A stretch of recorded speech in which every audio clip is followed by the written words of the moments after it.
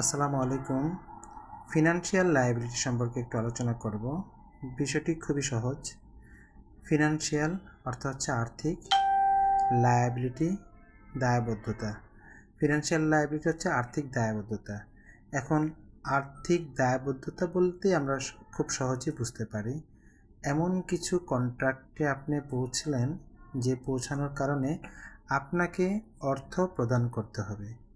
So যখনই হচ্ছে আপনি এমন কোনো কন্ট্রাক্টে পৌঁছালেন যে আপনাকে অর্থ দিতে হবে বা অর্থের মতো কিছু যে জিনিসগুলা সেই জিনিসগুলো আপনাকে দিতে হবে, সেই কন্ট্রাক্টটাকে বা সেই কার্যক্রমকে আমরা বলবো ফিনান্সিয়াল লায়াবিলিটি। এটা তো বাংলায় বললাম। দেখি ইন্টারন্যাশনাল অ্যাকাউন্টিং স্ট্যান্ডার্ড তাদের 37 যে আর্টিকেল আছে সেখানে কি বলেছে। আর্টিকেল 37-এ ইন্টারন্যাশনাল অ্যাকাউন্টিং স্ট্যান্ডার্ড বলেছে যে a financial liability is a contractual obligation. Financial liability হচ্ছে একটা চুক্তিগত বাধ্যবাধকতা, দায়বদ্ধতা, একটা চুক্তিগত কন্ট্রাকচুয়াল অব্লিগেশন। এটা মনে রাখলেই হবে যে ফিনান্সিয়াল লায়াবিলিটি হচ্ছে একটা কন্ট্রাকচুয়াল অব্লিগেশন। কি করবে? আমি একটু আগে বাংলায় বলেছিলাম যে টু ডেলিভার ক্যাশ, সে টাকা দিতে বাধ্য থাকবে। এই চুক্তির মাধ্যমে সে টাকা দিতে বাধ্য থাকবে। তার মানে সে চুক্তিটা করেছে টাকা পাওয়ার জন্য। যখন সে টাকা দিতে বাধ্য থাকবে তখন এটা তার জন্য একটা দায়। So it is a liability to contractual obligation to deliver the cash, সে ক্যাশ দিতে বাধ্য থাকবে।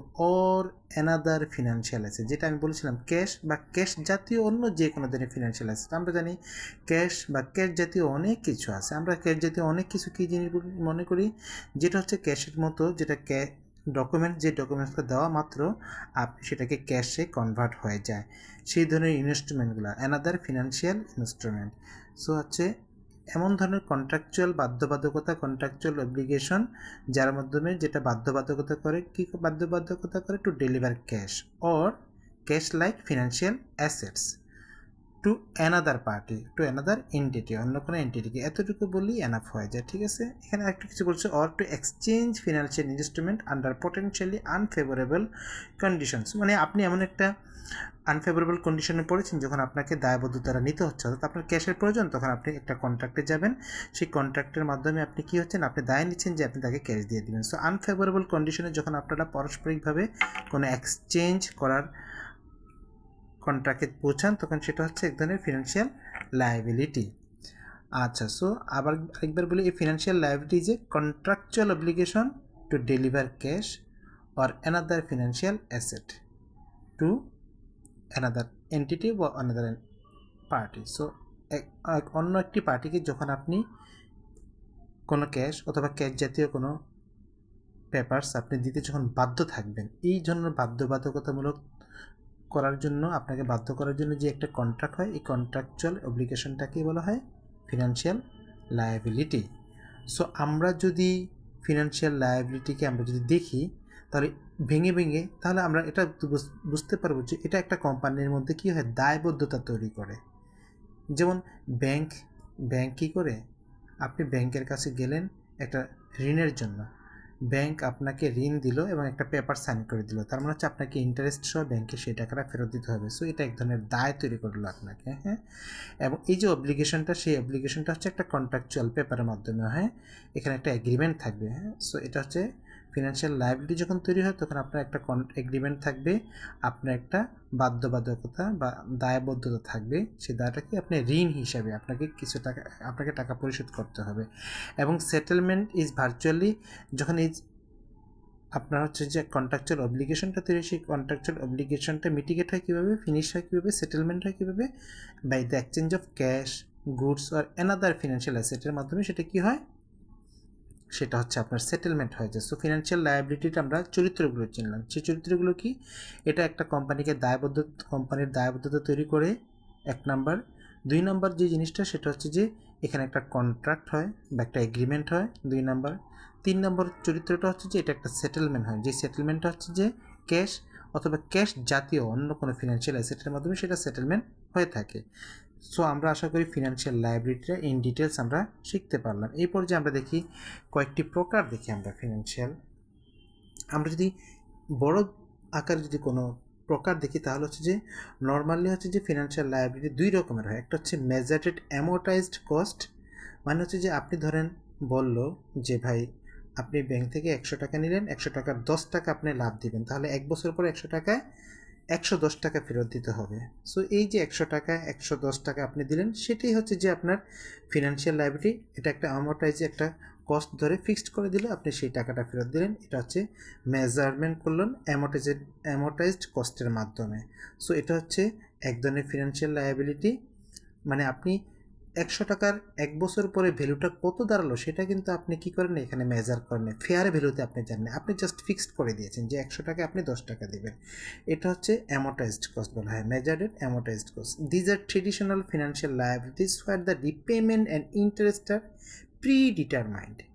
আমার আর পড়ার দরকার নেই, এতটুকু বুঝতে পারবেন যে আপনার হচ্ছে যে মেজার্ড অ্যামোর্টাইজড কস্ট হচ্ছে যে যেখানে প্রিন্সিপাল এবং ইন্টারেস্ট হচ্ছে যে প্রি ডিটারমাইন্ড। আমরা যদি পরের প্রকারটাতে দেখি অ্যামোর্টাইজড কস্টের বাইরে যেটা হচ্ছে সেটা হচ্ছে যে measured fair value through profit or loss. আমরা জানি ইন্টারন্যাশনাল ডলার বা এক্সচেঞ্জ, মানে এক্সচেঞ্জ হাউসগুলোতে কিছু চেঞ্জ হয়, ডিরাইভেটিভস এক্সচেঞ্জ হয়। ডিরাইভেটিভসগুলো কী হয়, আপনার অপশন, সোয়াপস, ফরওয়ার্ড, এই ধরনের ট্রেডিংগুলো হয়। সেখানে ডলারের দাম ওঠানামা করে বিদায় ওরা কী করে, কিছু কন্ট্রাক্ট করে থাকে। হ্যাঁ, আমরা জানি অপশন, সোয়াপ এগুলো হয়। সো সেখানে তখন মার্কেট রেটের উপরে কী করে কিন্তু লেনদেন হয়, হয় আপনি কিনবেন অথবা কিনবেন না। এই যে যখন ফেয়ার মার্কেট ভ্যালুর উপরে আপনার কী হয়, রেটটা কন্ট্রাক্ট হয়, এই কন্ট্রাক্টগুলোকে বলা হয় measured at fair value through profit or loss. So measured at একটা হচ্ছে যে আপনার ফেয়ার ভ্যালু একটা প্রকার, 2 নম্বর হচ্ছে মেজার্ড এট অ্যামোর্টাইজড কস্ট, যেটা আমরা বুঝলাম মেজার্ড এট অ্যামোর্টাইজড কস্ট। অ্যামোর্টাইজড কস্টটাতে ফিক্সড থাকে, আর হচ্ছে ফেয়ার ভ্যালুতে কী থাকে না, ফিক্সড থাকে না। সো প্রথমে আমরা জানলাম ফিনান্সিয়াল লায়াবিলিটি কাকে বলে, তার চরিত্রগুলো চিনলাম। এবার চিনলাম যে ফিনান্সিয়াল লায়াবিলিটিটা দুই রকমের, একটা হচ্ছে মেজার্ড এট অ্যামোর্টাইজড কস্ট আর একটা হচ্ছে measured at fair value.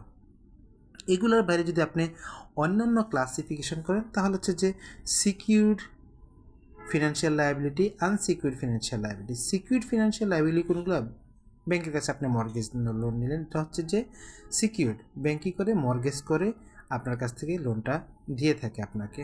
Unsecured হচ্ছে যে ট্রেড পেয়েবল, কোলাটারাল ছাড়া যখন আপনি কোনো ঋণ দেন তখন সেটা হচ্ছে আনসিকিউরড লায়াবিলিটিস। ব্যাংকগুলো যখন মর্গেজ করে দেয় তাহলে সেটা যে লায়াবিলিটিটা তৈরি হয় ফিনান্সিয়াল লায়াবিলিটি, সেটা সিকিউরড ফিনান্সিয়াল লায়াবিলিটি।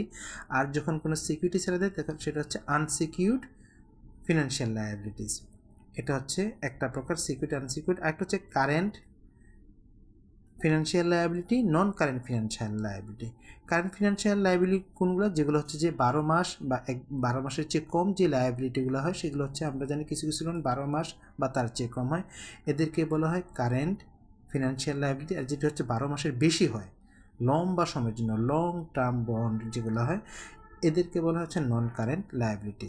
আর কনভার্টেবল লায়াবিলিটিস হচ্ছে কি, আপনি এমন কিছু বন্ড আছে সেই বন্ডগুলো সাধারণত আমরা জানি হাইব্রিড বন্ড বা অন্যান্য প্রিফার্ড বন্ড আছে, যে বন্ডগুলো আপনি কনভার্ট করতে পারেন, সেগুলো ক্যাশে বা ইকুইটিতে কনভার্ট হয়ে যায়, সেই ধরনের কনভার্টেবল লায়াবিলিটিস আছে।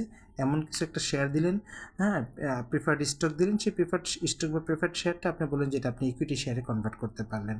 সো এই ধরনের লায়াবিলিটিটা হচ্ছে যে আপনার কনভার্টেবল লায়াবিলিটি। সো লায়াবিলিটিকে আমরা প্রথমে বললাম যে সেটা হচ্ছে মেজার্ড অ্যাট অ্যামোর্টাইজড কস্ট, একভাবে ভাগ করতে পারেন, অথবা মেজার্ড এট ফেয়ার ভ্যালু, এইভাবে আপনি একটা ভাগ করতে পারেন। দ্বিতীয় যে ভাগটা করা যেতে পারে সেটা হচ্ছে secured, unsecured, convertible, non convertible, current, non current financial liability, এভাবে ভাগ করা যেতে পারে। আমরা ইন ডিটেলসটা জানলাম। এবার আমরা দেখতে পাবো কিছু এক্সাম্পল। আমরা দেখব, যদি এক্সাম্পল দেখি যে ফিনান্সিয়াল লায়াবিলিটির কিছু এক্সাম্পল, তাহলে আমরা যদি এক্সাম্পল দেখি, এক নম্বর হচ্ছে ট্রেড পেয়েবলস। ট্রেড পেয়েবলসটা হচ্ছে যে ধরেন আপনি হচ্ছে যে এক কোম্পানি কী করে আরেক কোম্পানিকে মালামাল দেয়, সাপ্লায়ারের কাছে কী দেয়, সে মালামাল দেয়, বিনিময়ে সাপ্লায়ার কী হয়, একটা বিল করে দেয় এবং সেই বিলের টাকাটা তাকে পরিশোধ করতে হয়। ধরেন X company electronics item sale করে বি কোম্পানির কাছে, এখন সে এক্স কোম্পানি হচ্ছে আপনার বড় ডিলার, সে কী করলো, ওয়াই কোম্পানির ছোটো একটা শপ তাকে কী করলো, দিল এবং বিনিময়ে সে বিল তৈরি করে দিল সাপ্লায়ারের কাছে। তখন ওয়াই কোম্পানি এক্স কোম্পানির কাছে সে এক ধরনের বাধ্যবাধকতা তৈরি হয়েছে তাকে পেমেন্ট করার জন্য। একটা ফিনান্সিয়াল লায়াবিলিটি তৈরি করে। তাকে যে বিলটা দিল সেই বিলটার নামই হচ্ছে ট্রেড পেয়েবল। এখন এই বিলটা যখন থাকে ওয়াইয়ের কাছে তখন সে মনে করে যে এক্সকে সেই বিলের টাকাটা তাকে দিতে হবে। সো এটা হচ্ছে এক ধরনের ফিনান্সিয়াল লায়াবিলিটি, এটা এক ধরনের ফিনান্সিয়াল, ওই বিলটা এক ধরনের financial instrument. So trade payable বা ট্রেড রিসিভেবল হচ্ছে এক ধরনের ফিনান্সিয়াল লায়াবিলিটি। 2 নম্বর হচ্ছে যে বড়োয়িংস অর লোন পেয়েবল। আমরা জানি ব্যাংক থেকে লোন নেয়, এনজিও থেকে লোন নেয়, এই লোনগুলো হচ্ছে যে আপনার বড় বলা হয় বা লোন বলা হয়, এগুলো এই লোনসগুলো কি এক ধরনের ফিনান্সিয়াল লায়াবিলিটি। 3 নম্বর হচ্ছে bonds or debenture issued. Bonds বলতে আমরা সেই জিনিসগুলোকে বলি যখন কোনো কোম্পানি তার টাকা পয়সার দরকার হয় তার কোম্পানিকে বড় করার জন্য বা অন্য কোনো নতুন প্রজেক্ট নিতে চায়, সেক্ষেত্রে সে কী করে তার কিছু শেয়ার ইস্যু করে, সে কিছু ঋণপত্র তৈরি করে, এই ঋণপত্রগুলোকে বলা হয় বন্ড। উদাহরণস্বরূপ বলতে পারি, ধরেন প্রাণ আরএফএল কোম্পানি তার নতুন একটা প্রজেক্টের জন্য 5 কোটি টাকা দরকার। এখন 5 কোটি টাকা সে কী করলো, বললো যে আমি 2 কোটি টাকা দেবো আর 3 কোটি টাকার আমি বন্ড ইস্যু করলাম। 3 কোটি টাকা কী করবো, প্রতিটা 1 লাখ টাকা করে 3,000 বন্ড আমি ইস্যু করলাম। এখন সে পাবলিক সেগুলো কিনবে, এগুলো হচ্ছে ঋণপত্র, অথবা এদেরকে ডিবেঞ্চার আপনি বলতে পারেন। এই যে ডেপ্টের যে ইস্যুগুলো ডিবেঞ্চার বলা হয় বা বন্ড বলা হয়। এই বন্ডগুলো কিন্তু এক ধরনের ফিনান্সিয়াল লায়াবিলিটি। সে একটা মেয়াদ দেয় যে 3 বছর বা 2 বছর মেয়াদি বন্ড, 1 বছর মেয়াদি বন্ড। 1 বছর হওয়ার পরে সে কী করে, এই বন্ডগুলা কিনে নিতে বাধ্য থাকে, একটা রেট অফ ইন্টারেস্ট থাকে, সেই রেটে সে আবার মার্কেট থেকে কিনে নেয়। সো এই ডেপ্ট বা বন্ডগুলো কিন্তু এক ধরনের ফিনান্সিয়াল লায়াবিলিটি। সো আমরা দেখলাম ট্রেড পেয়েবল বা ট্রেড রিসিভেবল দেখলাম, আমরা দেখলাম বড়োয়িংস ব্যাংকের মতো, আমরা দেখলাম বন্ড বা ডিবেঞ্চার, আরও কিছু আছে লিজ লায়াবিলিটিস।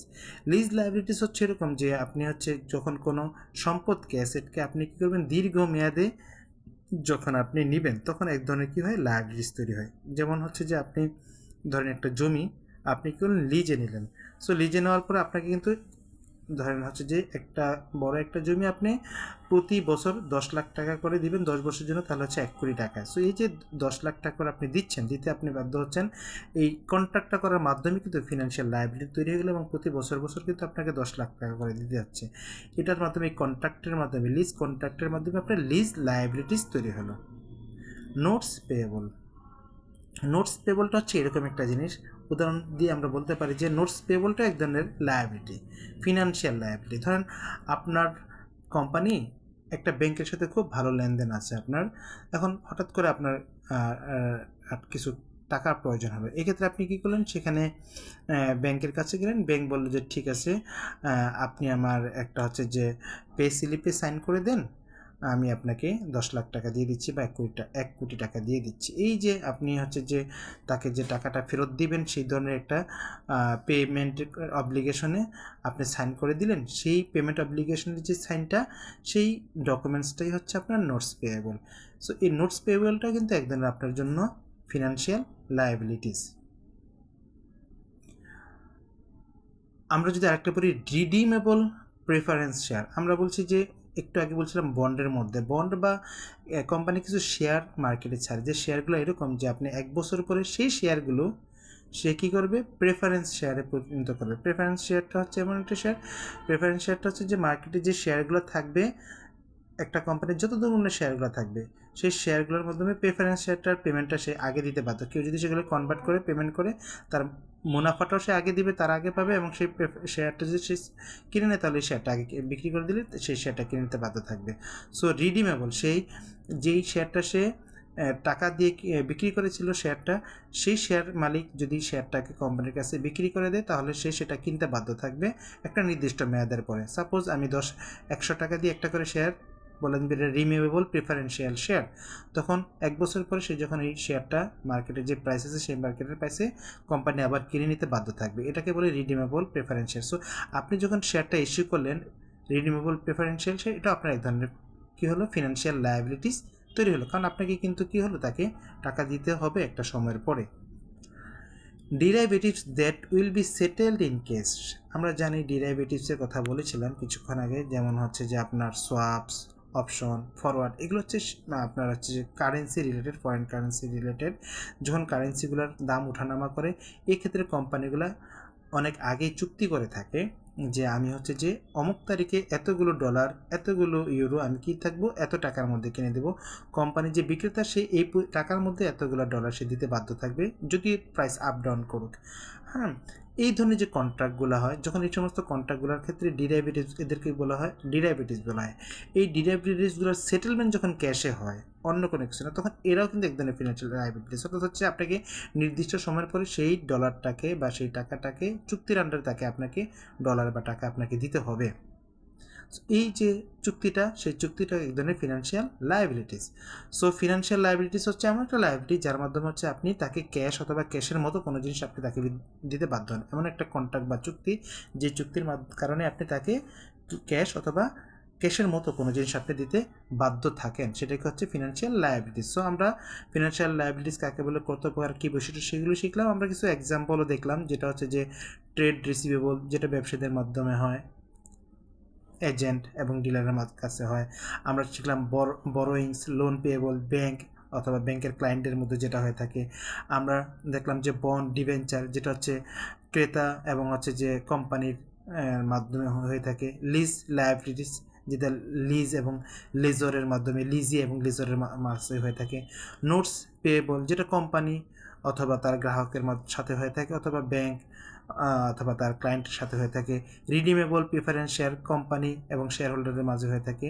ডিরাইভেটিভস আমরা জানি ক্লায়েন্ট এবং সেলারের মাঝে হয়ে থাকে। সো এগুলো হচ্ছে কিছু এক্সাম্পল যার মাধ্যমে ফিনান্সিয়াল লায়াবিলিটিস তৈরি হয়। আশা করি খুব সহজে বাংলা ভাষায় বুঝিয়ে কথাগুলো বলেছি। যারা ফিনান্সিয়াল লায়াবিলিটিস কী জিনিস এবং কী কী ইনস্ট্রুমেন্ট ইউজ করে ফিনান্সিয়াল লায়াবিলিটিস তৈরি করা যায়, মানে ফিনান্সিয়াল লায়াবিলিটিস সুবিধা নেওয়া যায় এবং ফিনান্সিয়াল লায়াবিলিটিস সেটেলমেন্ট করা যায়, সেই বিষয়গুলো তারা বুঝতে পারবেন।